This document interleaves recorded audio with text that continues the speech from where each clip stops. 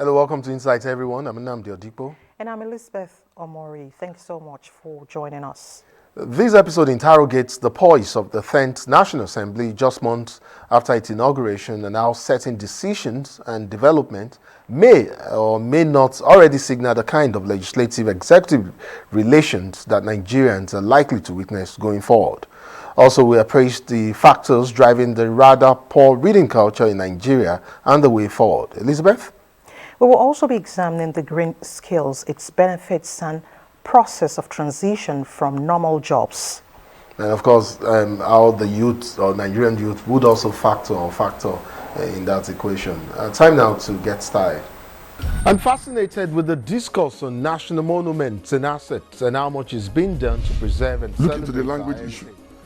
We have turned English to become like a pride value in our own cultural values. National cash transfer is not a COVID-19. Invasion 1897 was a deliberate You know, many of these people coming to the urban areas now. These and applications, there are terms and conditions that of course it is the union of two people, a man and a woman coming together. My name is Nnamdi Odipo. And I'm Elizabeth Omori.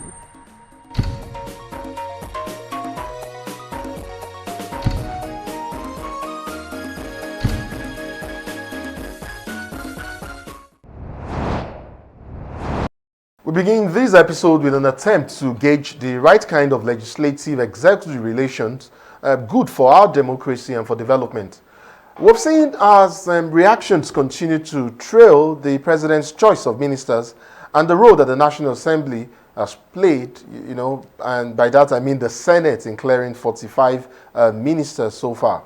The public reactions are a mixed grill of approval, disapproval, and even with a touch of complacency in some quarters. Well, now, the average Nigerian is concerned about the political class, and importantly, Nigerians generally want a vibrant legislative arm of government that not only complements the executive, but also checks its excesses. Is the 10th National Assembly already showing Nigerians what kind of legislature it will be? Joining me to discuss this issue is Senator Titus Thathanje, Benue Northwest Senatorial District. Senator, welcome to Insight. Thank you.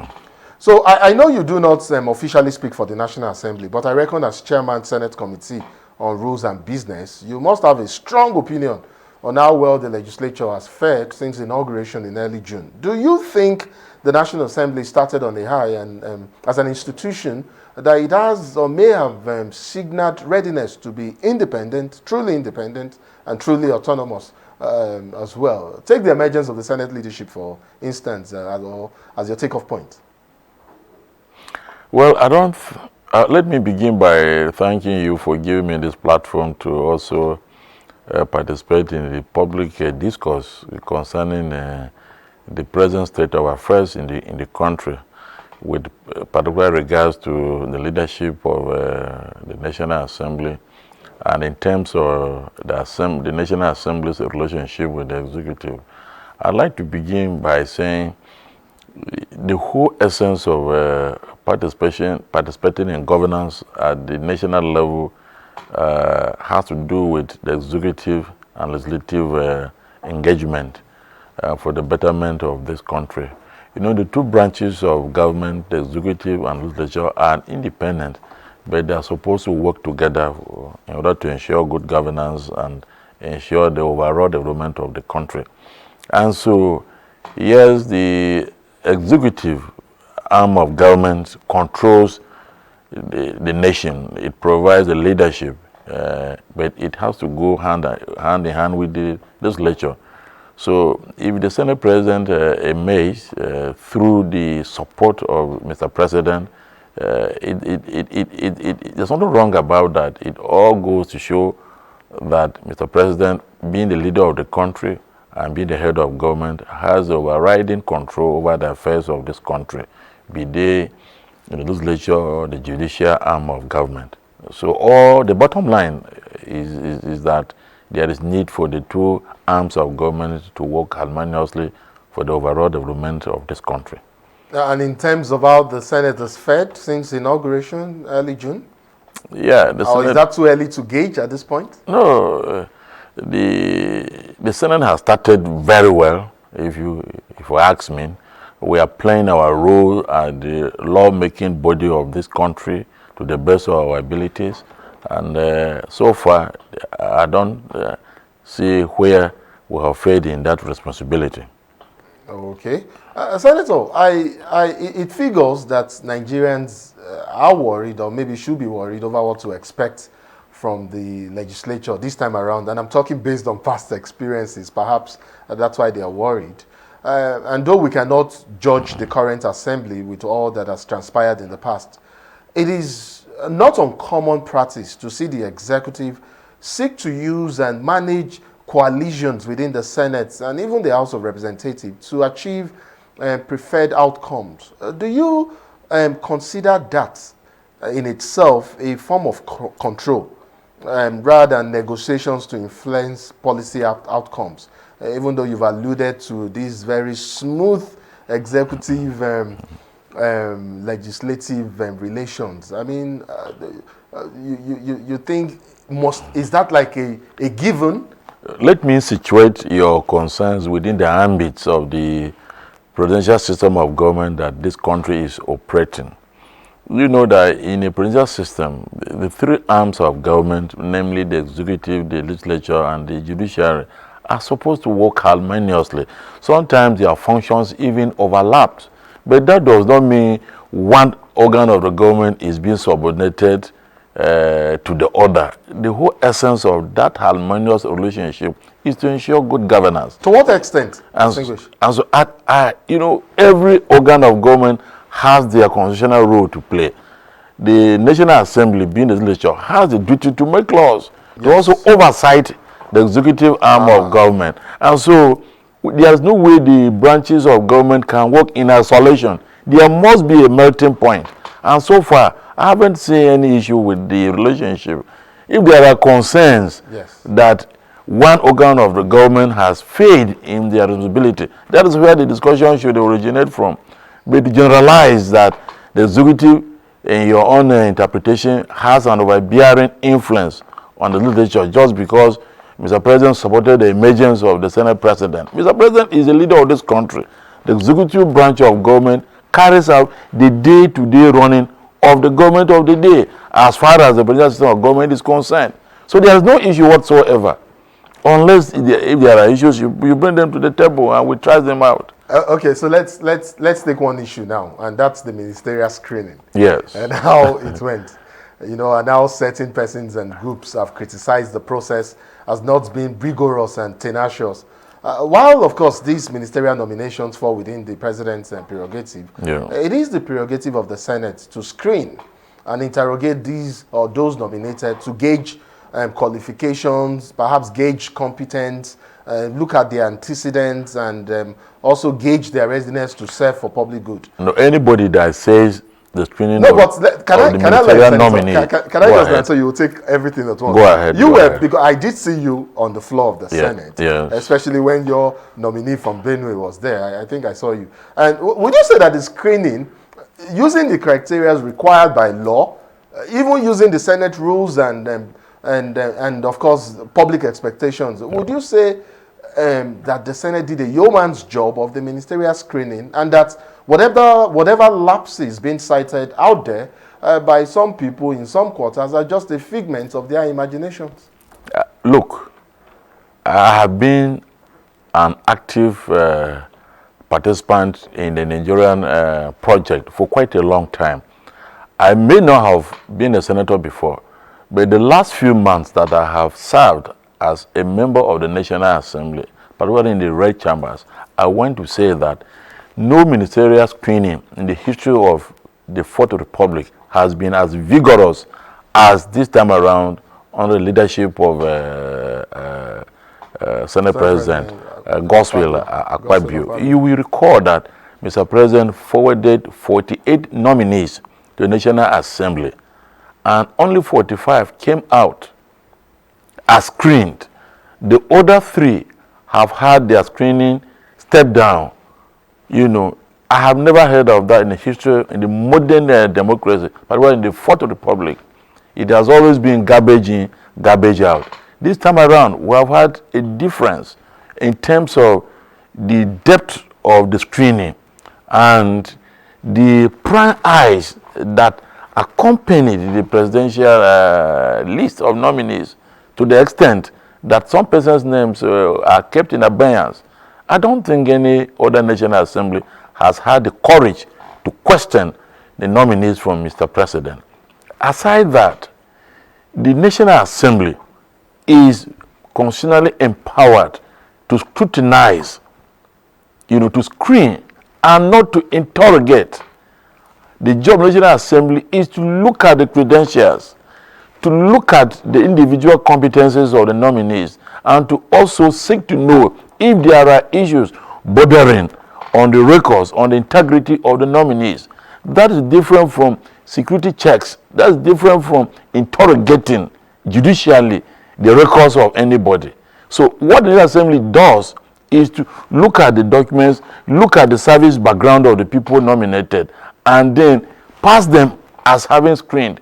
But that does not foreclose anybody or institution from interrogating, if there are issues, the background of those people so nominated. So in this respect, National Assembly did what it is supposed to do by virtue of Section 147 of the Constitution. And well, without considering, let's say a lot of people. What did you expect the National Assembly to do? If 3 names have been stepped down, thanks to the National Assembly, out of 48, I think that is a sign of courage, it's a sign of commitment to duty, it's also a sign of independence. Okay. You talked about oversight a couple of minutes ago when you were in response to one of the questions I asked you earlier. Yes. And of course, that's one of the key functions of the legislature. Yeah. I mean, oversighting the executive in Yes. line with the principle Of separation of powers. Yes, checks and balances. balances. Yeah. However, oftentimes committees are faced with the challenge of carrying out effective oversight for different reasons. I don't want to begin to name the reasons there, but we know some of them. How does the Senate this time around intend to purge itself of some of these encumbrances and effectively carry out this key mandate of legislative oversight? Sometimes, Senator, you know that even the personal interest of legislators are the problem or become the problem. As lead, you are lead rules and business. I'm sure you should have, or you must have, a strong position on this. Well, I think I would expect that we cross the bridge when we get there. But generally speaking, as a leader and someone who is in the public service, one is expected to live above board. You are supposed to operate above personal interests. And so if in the past there were instances of members of the National Assembly being governed by personal interest and abandoning their statutory responsibility, it is most unfortunate. For now, I don't see that kind of tendency being displayed by any of my colleagues at the National Assembly. We are going to carry out our duty of oversighting the executive and other arms of government to the best of our ability and in accordance with the provisions of the law. I don't think there is anybody who will allow his personal interest to override their constitutional responsibility of ensuring that the other 2 arms of government are put on their toes to be able to deliver dividends of democracy to Nigerians.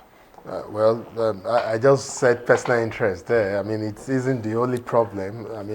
There's also the issue of our very democratic culture, how sound and solid that they are, and other issues as well. But then you've talked about duty and what, as legislators, as public office holders, what you owe Nigerians generally. Distinguished, Nigerians are generally tightening their belt due to current economic realities. And I wonder what message and exactly how the National Assembly is leading discharge and leading by example, if we were to go with the public spending plan put out there and the public outcry that has since followed. I suppose you can tell us some of what the Senate may have done or may be tinkering with in order to engender and build public trust on the issues of public spending and financial prudence, on the part of the National Assembly. Well, let me begin by pleading with Nigerians to be patient with the President Ahmed Bola Tinubu's administration. The president means well for this country, and he has demonstrated confidence, he has demonstrated capacity, and he has demonstrated patriotism. It takes a courageous leader to be able to take certain decisions that at the face value may appear to be slippery, but when you are a leader of conviction with vision, you are able to push through your programs and policies that are in the long run more beneficial to the people than the immediate gains. That's what leadership is all about. Leadership is about solving problems. It's about addressing basic concerns. It's about providing the leeway where there are challenges. So I would plead with Nigerians to be patient with the president. The issue of the removal of oil subsidy that does appear to be generating some concerns, some economic concerns among Nigerians. It's an issue that has been on the front burner for quite a long time. Past administrations have shied away from doing so, but you remember that even the exiting administration did not include subsidy in the 2023 budget. This is because they themselves knew that time had come when subsidizing our oil consumption is no longer economically advisable. But maybe they didn't have the time to do that, but they did not shy away from it. You recall also that the general administration also toyed with the idea of removing oil subsidy. So we should commend President Bola Ahmed Tinubu for demonstrating the courage to be able to remove this menace that has eaten deep into the economic fabric of this country. At the beginning, there may be some concerns, but I know that in the long run, already he has decided some palliatives. He has put in place some palliatives that would cushion the hardship occasioned by the removal of this subsidy. What is required is to remove those administrative bottlenecks so that these palliatives will be unleashed, will be released to Nigerians so that they will begin to feel comfortable and feel, safer from the hardship occasioned by the present Senator, policy. are your colleagues, how have you gotten your own palliatives? How are you tightening your belts like the rest of Nigerians? I don't understand what you mean by that, but I am also feeling the pinch of the oil subsidy removal. But like every other Nigerian, I am enduring in the belief that very soon those palliatives will be made available to me, and I will also heave a sigh of relief in the long run. I did ask when I was asking this question how the Senate especially intends to lead by example by showing and engendering public trust and especially in managing its own public. I'm sure you know of the public spending plan released, and now even some groups have sued the National Assembly over this public spending plan and the public outcry that it has generated. So I was just wondering, you could speak to the whole issue of how I started by calling for patience among Nigerians. You will also remember because Nigerians expect that if they are tightening their belts, our political class should also tighten its own. But we are going through the same thing. As I speak to you, National Assembly has not fared any better than any other group in the country. Basic working tools have not even been made available to us. As I speak to you, our offices, I know you're on research. Our offices are not even in good shape. Yes. We allowed that to pass. We don't have working vehicles. How do we carry out oversight function without good vehicles? A lot of things have been kept in abeyance. Some sacrifices have been made by National Assembly in order that Nigerians will appreciate that, yes, for now, it's time for sacrifice and nobody is excluded from it. So we have demonstrated that concern, and I think we need to be appreciated. Senator, I would like to thank you so much for coming on our program. Senator Titus Azam, Tathan Jerry, Benue North West Senatorial District. It's been a pleasure and a delight speaking with you on Inside. Thank you so much for coming on our program. Platform too. Moving on next, we shall be discussing the effects of the poor reading culture in Nigeria, both at individual and national level. Some recent analysis show, and not surprisingly so, that computers and other new forms of media have had adverse effects or impacted on the reading culture among students in Nigeria. Well, there are other issues involved as well, including societal demand for materialism, and quite prominently, is the issue of inadequate library material. We do not have time. I mean, we will have time, I should say, to talk about all of these, and I have the executive officer, national executive officer of the National Library of Nigeria with me to discuss this issue, Professor Chinwe Anunobi. Welcome to Insight. Thank you very much for having me. Prof, so I'm sure you know that at the center of whatever we may consider, or one may consider calling inhibitions to full utilization of the services of the National Library of Nigeria is the rather poor reading culture amongst our people generally. But I think a lot of people do not realize that developing a reading culture is more than buying and maybe reading a book. Poverty could be a major factor, especially in a country like Nigeria. It makes me think and wonder how your work at the National Library of Nigeria is cut out for you. I mean, especially when you think about it on the ground scale, and you look at the bigger picture, and you juxtapose poverty and the craze for materialism against the need, of course, for people to generally embrace reading.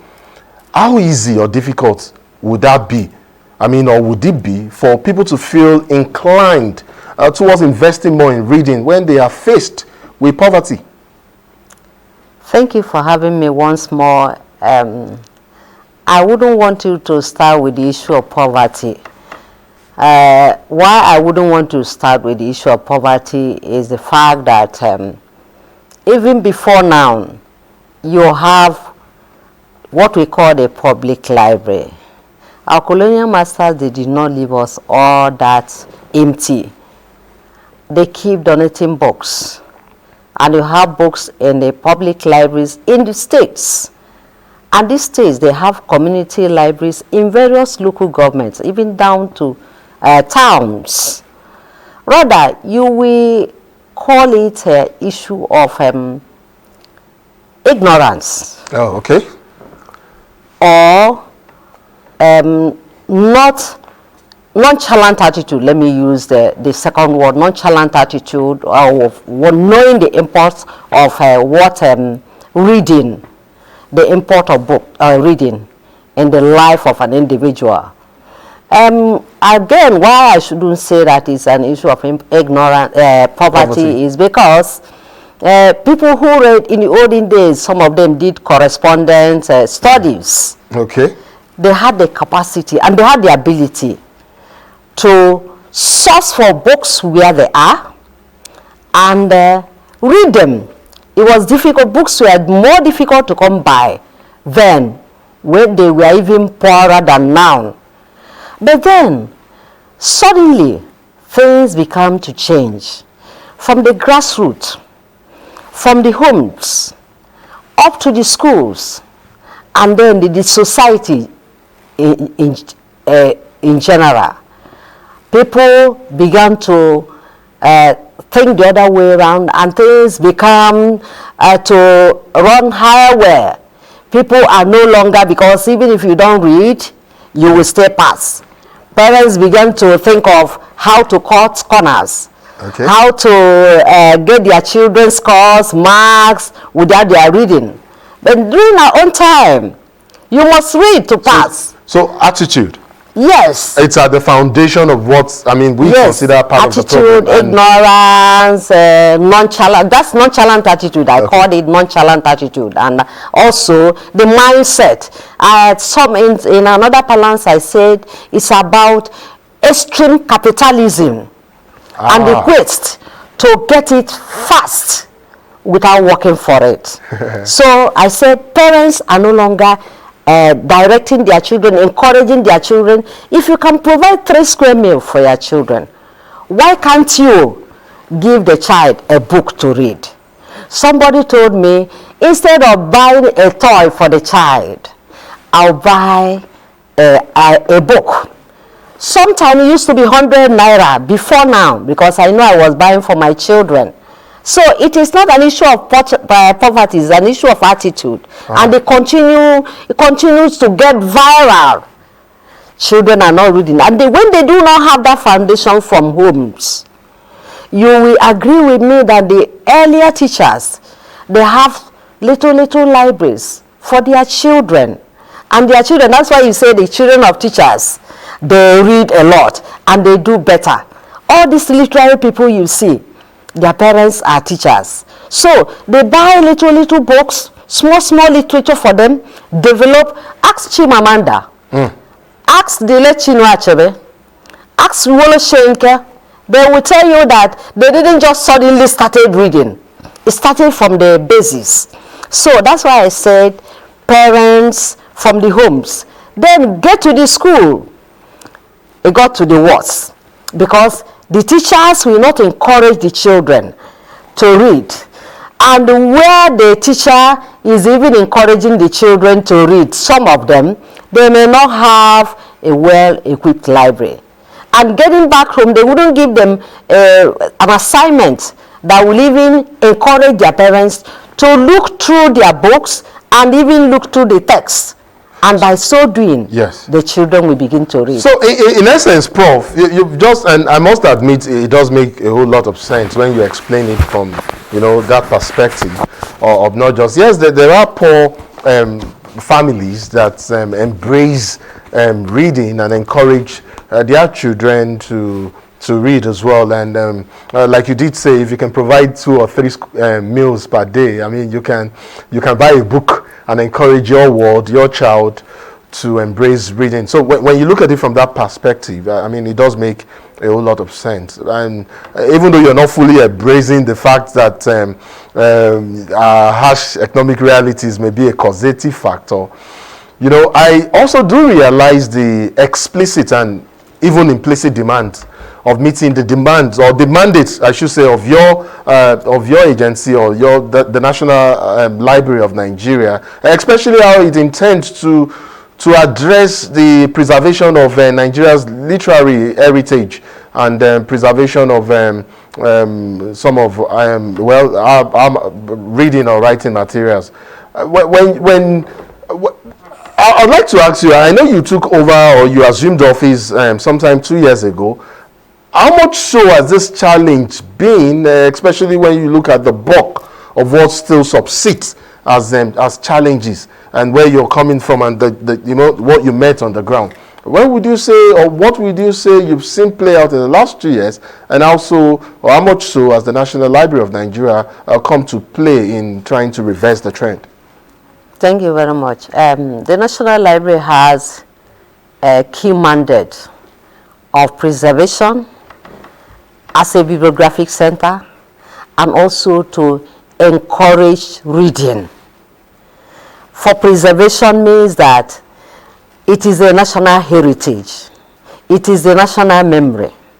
That is to say that all resources emanating from Nigeria, about Nigeria, wherever it is published or printed, and for Nigerians, must be deposited in the National Library. And then the other part of it, the second part of it, is a bibliographic center. That is that it ensures standards, so that anything that is being published in this part of the world, that is Nigeria, must have a standard number that is emanating from the National Library. And then the other part of it is that it is positioned to encourage or promote reading. Because one is to get these resources, preserve them. The other one is to get them being read. And the National Library, when I assume duty, I see that the National Library is actually discharging this responsibility to the best of its capacity. When you say to the best of your capacity, give us an example, or rather, just in terms of compliance. Yes, especially that's like the ones you mentioned. That's the area I am trying to move into. Yes, I would like for you to be specific to the issue of legal deposits of materials by authors and publishers, and even the issuance of the international standard numbers that you've talked about for books and series, especially in tertiary institutions and our public agencies as the MDAs, government agencies. Yes, every publication must be deposited in the National Library. But how is that playing out? Are you seeing... It is not effective, and that is why the National Library instituted what we called sensitization, to go and sensitize people that this is a legal condition, a legal requirement, that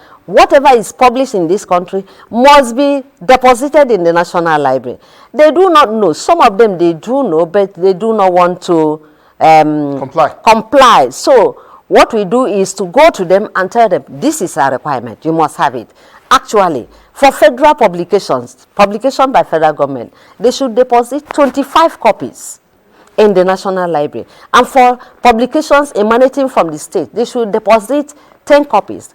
And for individuals, they must deposit 3 copies. Why?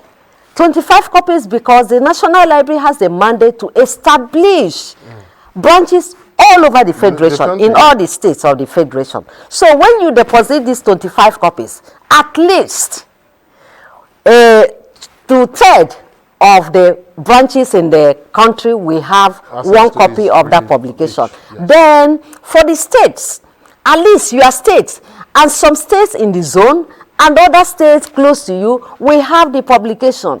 And for then including the one we are going to preserve for posterity, because we must have it in the whole next 100 years. If probably Chinua Achebe was published when, it must find it in the National Library whenever. That is why you must have that copy. For individual authors, when they deposit that 3, we look at where the material was published. There must be, if it is published in Kwara State, we must take a copy to Kwara State. And then there must be a copy that is preserved, and then we can now put a copy in any of the zones. But obviously that is not working out. It's not working out at all. And what it translates to is that the inability of authors and publishers and even MDAs to comply with these mandate or this directive means that we have a depleted national repository of reading materials, as it were. You got it right. You got it right, but we are struggling to do that. But we are not actually succeeding fully. But I must tell you that it is not as bad as everybody will think. But presently, we have over 10 million volumes. I was thinking you were going to say it is worse. No, it's not. It's not what you know. Nigerians are highly prolific. They are writing. So we have like over 10 million volumes and 5 million titles, but it's still very poor, very, very poor. On the area of international standard, Nigerians do not know that if you publish a resource and it doesn't have international standard number, it's not acceptable internationally. Overseas, let me use an example of Library of Congress, which is a collaborative institution just representing the National Library of the United States, because when they say Library of Congress, people think that it is a Congress library. It is the National Library of the United States. They are the issuing body. It is the standard body of the United States.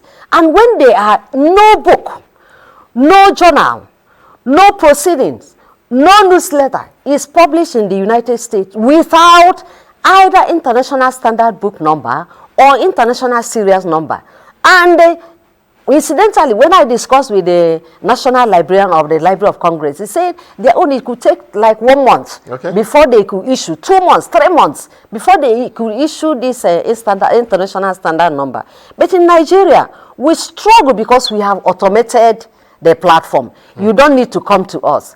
It's just from your comfort zone. It makes it a whole lot easier. Yes, it's from your comfort zone. You apply for it, pay to government, and then we can issue you, provided you meet the standards, we can issue you. Another challenge we have, which I must mention, is the issue of remittance. You see, these numbers are coming from international standard agencies. The number we issue, we do not generate from the National Library. We pay for it from the International Standard Agency. You have International Standard Serials Number Agency based in Paris, and you have the International Book Number based in Britain, and they provide us with these numbers, and we pay. But then, by the time we request for remittance, it doesn't come that easy for us from the central bank. Like this year, we were unable to provide international standard serious number for more than 6 months because we were owing a backlog of 2 years.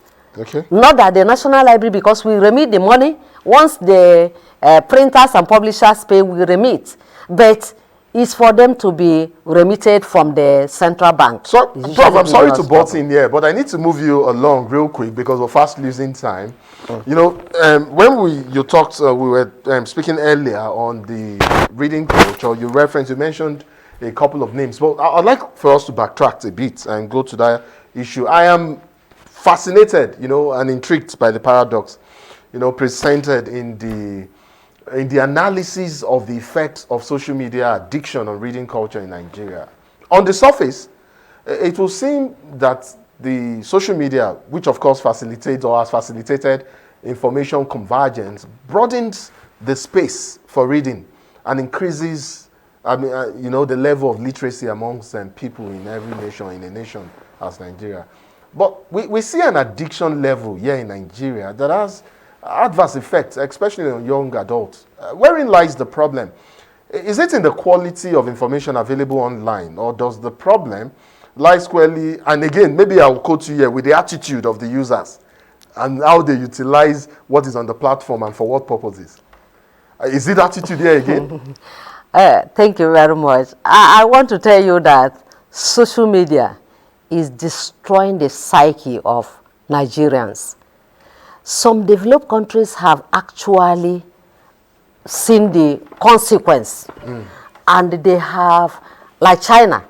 China has now regulated the time people should, especially young ones, they should spend on the social media. Social media does not give you the knowledge you require to stand up to speak. It doesn't give you. Don't tell me that what you learn from what you read from the social media is that we build your knowledge. Is it going to build your knowledge in terms of chemistry? Is it going to build your knowledge in terms of physics? Is it going to build your knowledge in terms of mathematics? And so what? Social media is social. So it is supposed to be recreational. It's not supposed to be a place where everybody, and it's addictive, like we have said. Yes. The moment you pick it, you are gone. I was thinking aloud with somebody, a young girl, and she said she's making her note. And how do you make your note? I go to Google, I go to the social media and pick your note. Wow, I was like fainting. And I said, okay, like I read science. If I put there, because anybody can put anything to the social media. I can put solid solvent plus, when you mix solvent and the solid, you get water. It is my own opinion, and it goes there. And when a student of science goes there, he will crawl and search for it. He gives it, and he will put it down. So, social media is not about learning.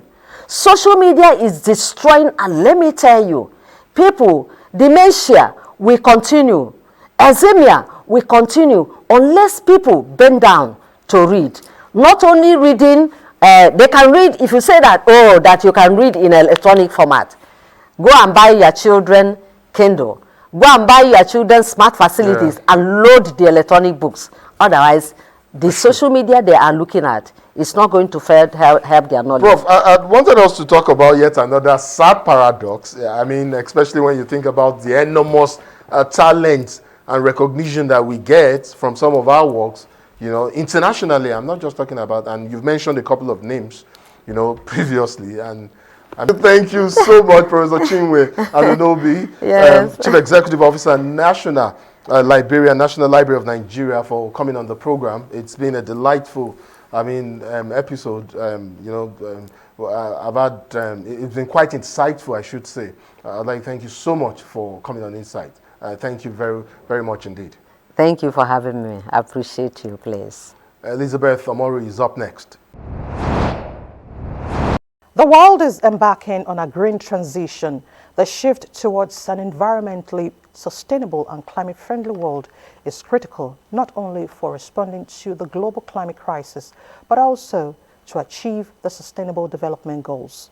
A successful transition towards a greener world will depend on the development of green skills among the youth. Green skills are knowledge, activities, abilities, and values needed to live and develop and support a sustainable and resource-efficient society. How do we utilize these skills?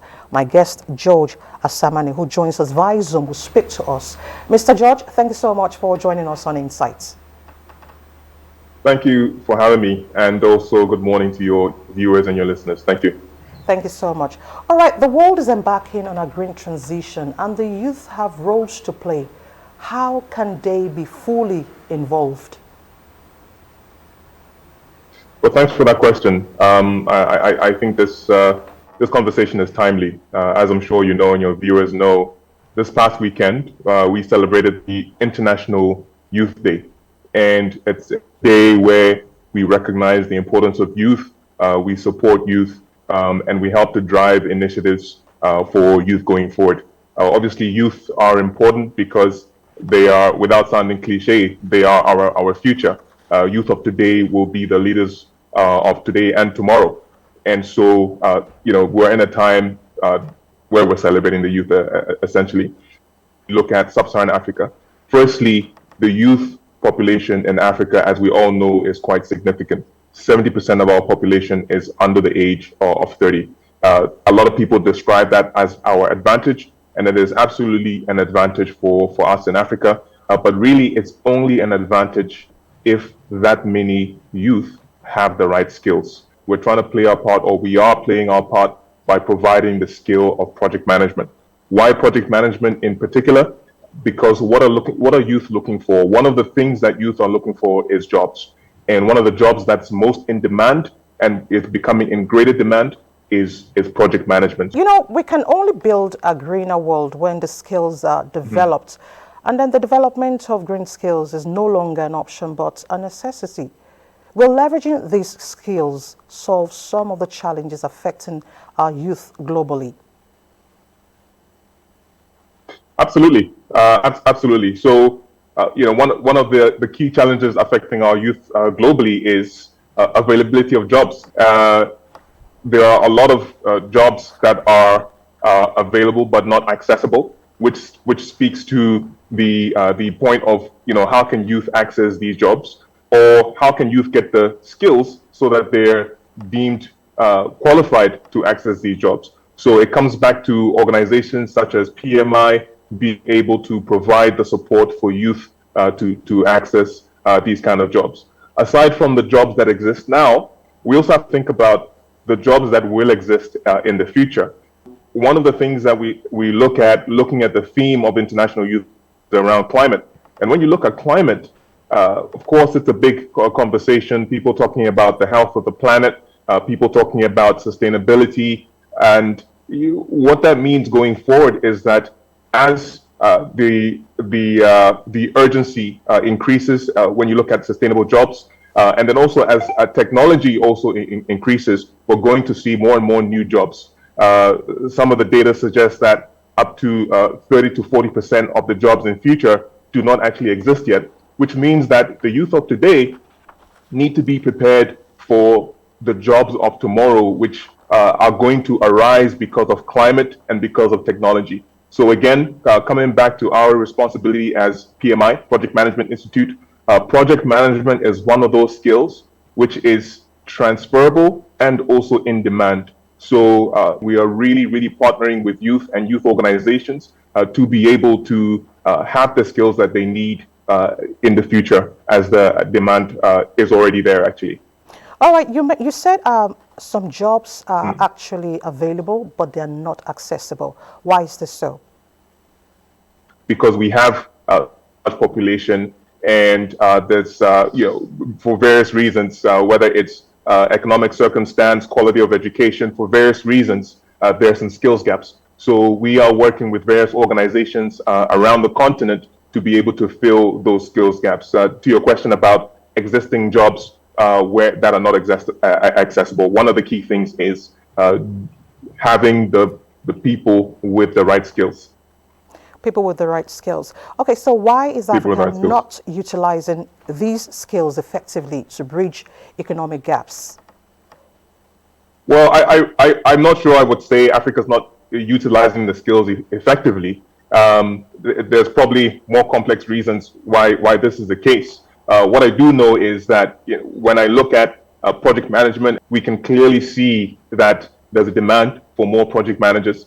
That demand is growing, and there's a need and actually an opportunity for young people today and in the future to actually take on project management skills in their chosen field, and also actually to make project management their chosen field if that's the case.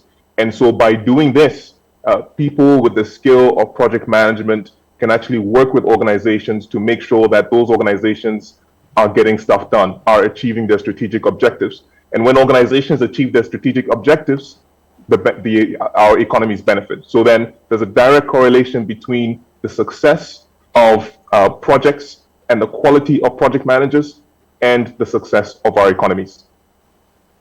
Okay, so in promoting these skills, what should we be doing? Now let's bring it down to Nigeria. What should the government and the youth themselves be doing to ensure that Nigeria as a country benefit from these skills? Sure. So I think when it comes to government, I mean, we're all in the government, and government has the influence, government has the ability to put in place, for example, policies that do a number of things. First, creating an awareness of the need for quality project managers, for instance, because as I just mentioned, the quality of your project managers has a direct impact on the quality of your projects, and therefore the quality of your economies, or our economy in Africa, and in this case, Nigeria. So it's creating an awareness of the importance of quality project managers. In addition, since we're talking about climate, and this is the theme of International Youth Day, I think more of an awareness of the impact of climate in Nigeria, or climate change in Nigeria, the impact, and what can be done to address some of those impacts. And also, again, since we're talking about jobs, what are the jobs that we should be considering or would be coming up because of the impact of climate change? Specifically, because of climate, some jobs, as I mentioned, we will need to organizations will need to transition how they work, and the new skills which will be required in order to successfully manage those transitions. So in terms of what can governments do, I think it's policies that create an awareness, policies that create even funding opportunities, initiatives for the youth, so that access can be granted, or so that there's more access available for youth in attaining some of these jobs. Your second part of the question was, what can youth do? I think, if I remember when I was a young person, I feel like I'm still young, but when I was younger, youth are very busy with education, school, whatever they're doing. So it's almost a little unfair to put the burden on the youth. However, having said that, I would encourage my younger self, and actually youth of today, to keep their eyes open, to think about their future, and try to project into the future. When you look at the world today, what do you think the actions we're doing today will result in the world of tomorrow? And what do people today need to do? So what do your parents need to do? What do governments need to do? And be vocal about it, right? Because at the end of the day, this is about your future. And so keep your eyes open, express your concerns, and be vocal. Okay. All right, Mr. Ajod, in tackling global climate change, global climate crisis, the transition is actually not very easy. And then when you talk about businesses and the youth, so much is involved, and capital is also involved, interest is involved. Now, for a young person in Nigeria, because we're in a different climate. Now, for a young person in Nigeria, what would be your words to that person that wants to transit from the normal job to the green skills? You know, keep doing your research, keep speaking to your advisors, your teachers, your mentors. And the reason I say that is because it's about keeping up to date with the latest trends.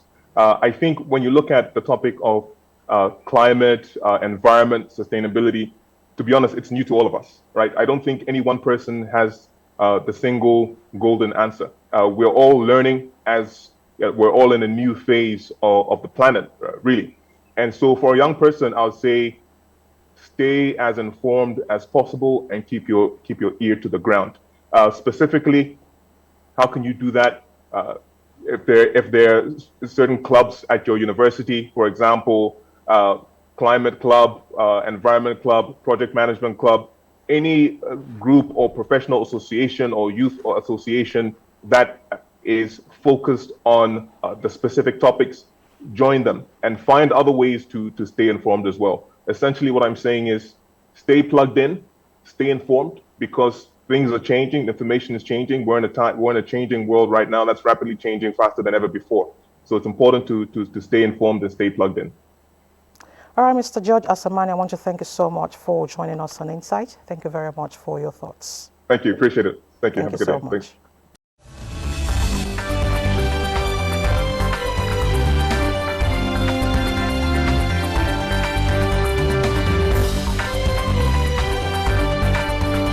Amina Mohammed, Ngozi Okonjo-Iweala. Agencies and stakeholders to proactively tackle these challenges. Women in most countries of the world constitute about 50% of registered voters.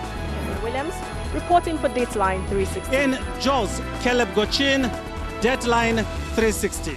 Naja'atu Tijani. Dateline 360. Shidi Okrafo. For Dateline 360. In Lagos, Michael Olaleye.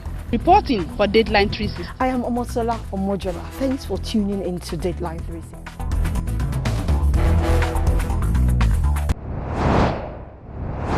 And that's it on this episode of the program. Do join us same time next week for more on Insights. My name is Nnamdi Odipo.